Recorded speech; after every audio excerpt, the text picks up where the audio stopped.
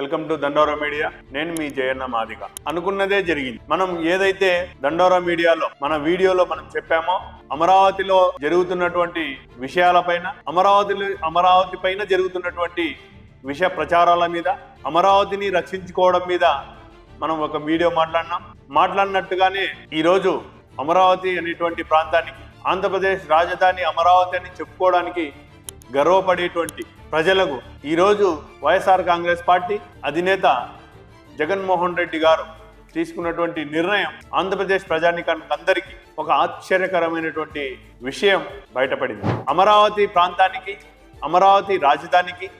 అమరావతి రాజధానిగా ఉండడానికి 2015 అసెంబ్లీ సాక్షిగా వైఎస్ఆర్ కాంగ్రెస్ పార్టీ అధినేత జగన్మోహన్ రెడ్డి గారు విజయవాడలో, అమరావతిలో రాజధాని నిర్మాణం మేము స్వాగతిస్తున్నాం, మేము ఏ ప్రాంతానికి వ్యతిరేకం కాదు అని ఆయన ప్రకటించడం జరిగింది. పూర్తిగా విజయవాడలో పరిసర ప్రాంతాల్లో రాజధాని నిర్మాణానికి మేము సహకరిస్తాము, అయితే 30,000 ఎకరాలు రాజధాని ఉంటే బాగుంటుంది అని చెప్పేసి ఆయన చెప్పడం అసెంబ్లీలో మనం చూసాం.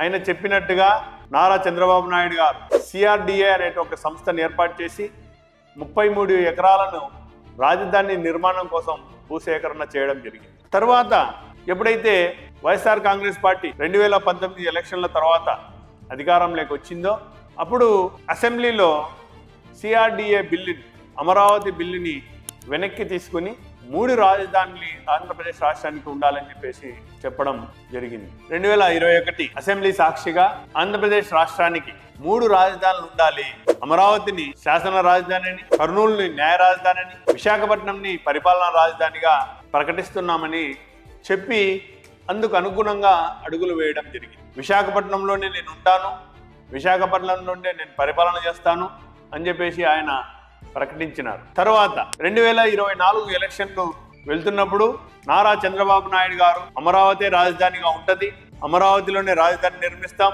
అమరావతిని ఆంధ్రప్రదేశ్ రాజధాని అని చెప్పేసి ఎలక్షన్లకి ఆయన వెళ్ళినప్పుడు 3 రాజధానులు మేము ఉంటామని చెప్పేసి, 3 రాజధానులు మేము రాజధాని నిర్మిస్తాము అని చెప్పేసి వైఎస్ఆర్ కాంగ్రెస్ పార్టీ వాళ్ళు ఎలక్షన్లకు వెళ్ళినప్పుడు ఆంధ్రప్రదేశ్ ప్రజానీకం దాదాపుగా 60%, అంటే ఎలక్షన్లకు వెళ్ళినప్పుడు 60% ఓటర్లు అమరావతి రాజధాని టీడీపీకి సపోర్ట్ చేయడం, 2024 ఎలక్షన్లలో టీడీపీ గెలవడం మనం చూసాం.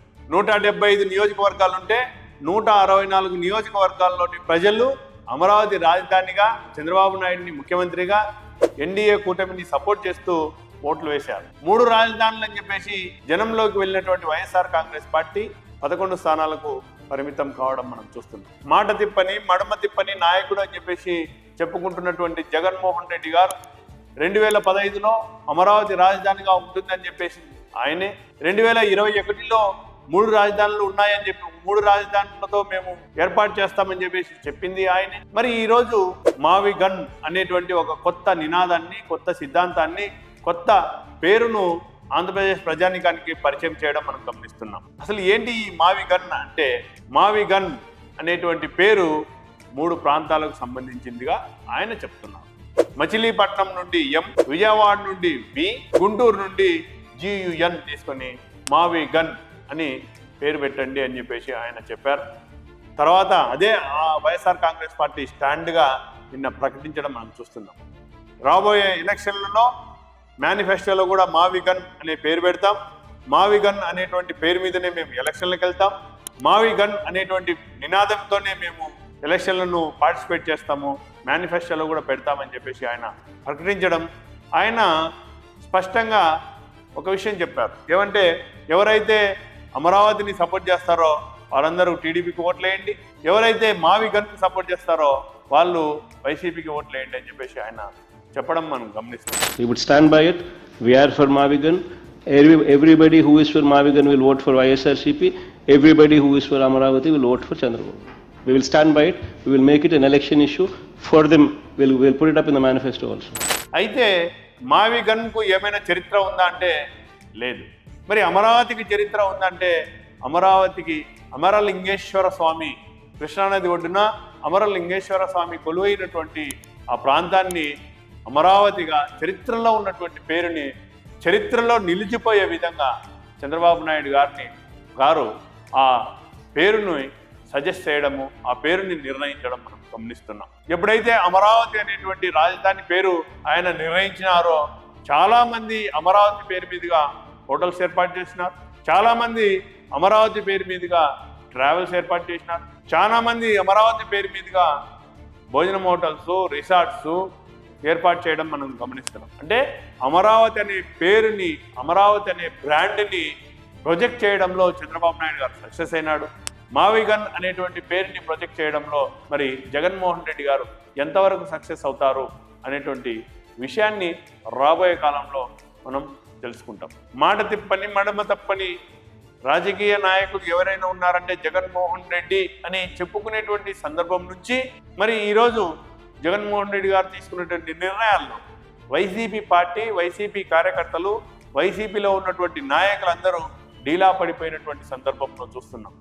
చాలామందికి మావి గన్ అంటే ఏంటి అర్థం కాక గన్ను అంటే జగన్ గన్ ఉంది కాబట్టి జగన్ అనే పేరు వస్తుంది కాబట్టి ఆ పేరు పెట్టినారు కదా మీరు అని చాలామంది చెప్తున్నారు. చూద్దాం రాబోయే కాలంలో అమరావతి వర్సెస్ మావిగన్ అనేటువంటి పేరు ఎలక్షన్లకు వెళ్తున్నారు. రాబోయే కాలంలో స్థానిక సంస్థల ఎలక్షన్లు వస్తున్నాయి.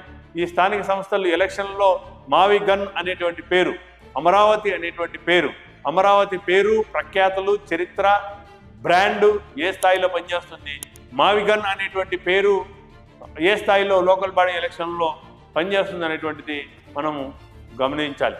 మొదటి నుంచి వైఎస్ఆర్ కాంగ్రెస్ పార్టీ అనేటువంటిది అమరావతి నిర్మాణాన్ని, అమరావతి అనే పేరును, అమరావతి అనేటువంటి ప్రాంతాన్ని వ్యతిరేకిస్తూ వస్తుంది. వివిధ సందర్భాల్లో వైఎస్ఆర్ కాంగ్రెస్ పార్టీ నాయకులు రాష్ట్రానికి రాజధాని ఉండదని జగన్మోహన్ రెడ్డి గారే చెప్పారు, దేశానికి మాత్రమే రాజధాని ఉంటుందని ఆయనే చెప్పారు. అదేవిధంగా అమరావతి రాజధాని కూడిపెడుతుందా అని చెప్పేసి చాలామంది చెప్పడం మనం గమనిస్తున్నాం. సో మావిగన్ వర్సెస్ అమరావతి ఏ స్థాయిలో ఉంటుందనేది లోకల్ బాడీ ఎలక్షన్లలో మనము చూడబోతున్నాం. చెప్పుకోవడానికి కూడా ఒక విచిత్రంగా, వింతగా ఉన్నటువంటి ఈ మావిగన్ అనేటువంటి పేరు మీద ఏ స్థాయిలో వైఎస్ఆర్ కాంగ్రెస్ పార్టీ పనిచేస్తుంది, అమరావతి పేరు మీద టీడీపీ, ఎన్డీఏ, జనసేన కూటమి ఏ స్థాయిలో పనిచేస్తుంది అనేటువంటిది రాబోయే కాలంలో తెలియబోతుంది. మనం ఏమైతే మన వీడియోలో చెప్పామో అదే ఈరోజు నిజమైంది.